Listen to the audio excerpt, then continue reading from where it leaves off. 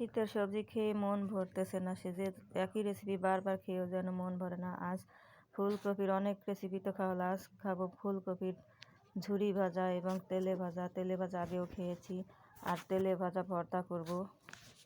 তো ফুলকপিগুলো প্রথমে কেটে ধুয়ে পরিষ্কার করে নিয়ে লবণ, হলুদ, মরিচের গুঁড়া মাখিয়ে নিলাম। এখন কড়াইতে তেল গরম করে তেলের মধ্যে ছেড়ে দিয়ে ভালো করে উল্টে পাল্টে লাল লাল করে ভেজে নেব।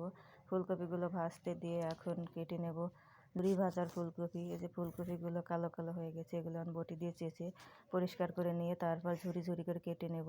এখানে আমি এক হাত দিয়ে ভিডিও করতেছি, এই জন্য কাটাটা ভালো করে দেখাতে পারলাম না।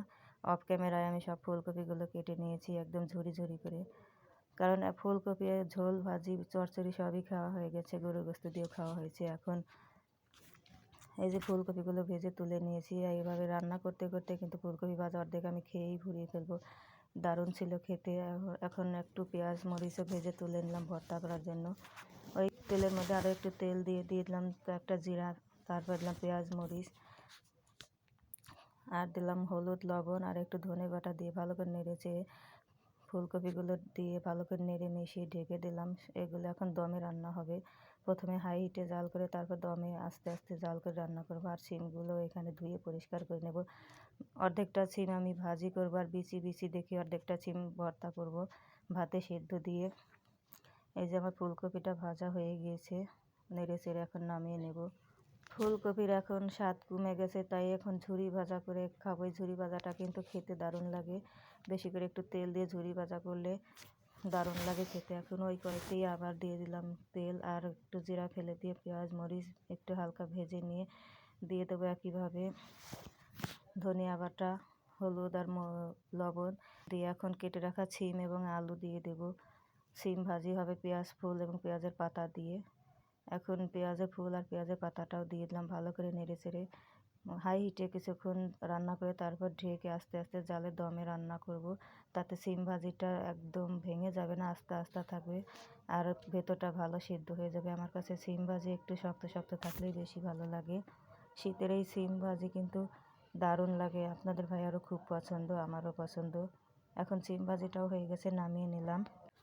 শিম ভাজিটা নামিয়ে এখন ভাতের হাঁড়ি চুলায় বসিয়ে দিলাম। এখন একটা নারকেল পাতার কাঠি নিয়ে ভালো করে চেঁচে পরিষ্কার করে ধুয়ে নিলাম। আমার দাদির মতো করে আজ আমি শিম সিদ্ধ দেবো। মরিচ এবং শিম এইভাবে শলায় গেঁথে আমার দাদিকে দেখতাম সিদ্ধ দিতে, ছোটো আলু এভাবে সিদ্ধ দিত, আজ আমিও সেভাবে সিদ্ধ দিলাম। এখন সবগুলো গেঁথে নিয়ে তারপর ভাতের মধ্যে সিদ্ধ দেবো। আরও দেবো বেগুন আর আলু। তো বেগুনটা আমি কেটে ধুয়ে পরিষ্কার করে নিয়েছি, ভিতরে পোকামাকড় ছিল নাকি তাও দেখে নিয়েছি। তো একদম ফ্রেশ বেগুন ছিল। এখন সব কিছু ভাতের মধ্যে সিদ্ধ দিয়ে দিলাম। ভাতটা হয়ে গেছে, ভাত থেকে এখন সব কিছু তুলে নিয়ে ভর্তা করার পালা। আর এই যে দেখুন ভাতের রঙটা কি হয়েছে, বেগুন এবং শিম ভর্তা সেদ্ধ দেওয়ার কারণে ভাতের রঙটা একটু কালচে হয়ে গেছে। এখন সেদ্ধ মরিচ, কাঁচা পেঁয়াজ, কাঁচা ধনে পাতা, পেঁয়াজের ফুল, লবণ, সরিষার তেল দিয়ে ভালো করে ডলে মেখে একটু ভর্তা তুলে রেখে সবগুলো এখন ভর্তা করে নেব। যেহেতু সব কিছু এক পেটেই যাবে, এই জন্য এক প্লেটেই ভর্তা করলাম, ভিডিওটা বেশি বড় করলাম না। তো বেগুনটা আবারও একটু দেখে নিলাম, দেখে নিয়ে ভালো করে ভর্তা করে নিলাম।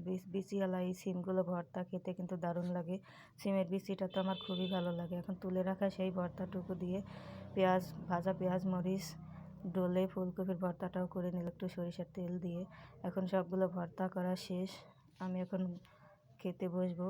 আর এই যে দেখুন আরও সব কিছু ফুলকপি ভাজা, ভর্তা, এই যে ফুলকপির ভর্তা তেলে ভাজা, এবং গতকালের একটু বাটা ছিল রসুনের পাতা ভর্তা, আর এই যে সিঁড়ি, সব কিছু এখানে সাজিয়ে নিয়ে এখন মন ভরে তৃপ্তি করে এক প্লেট ভাত খেয়ে নিলাম। জম্মের মজা ছিল।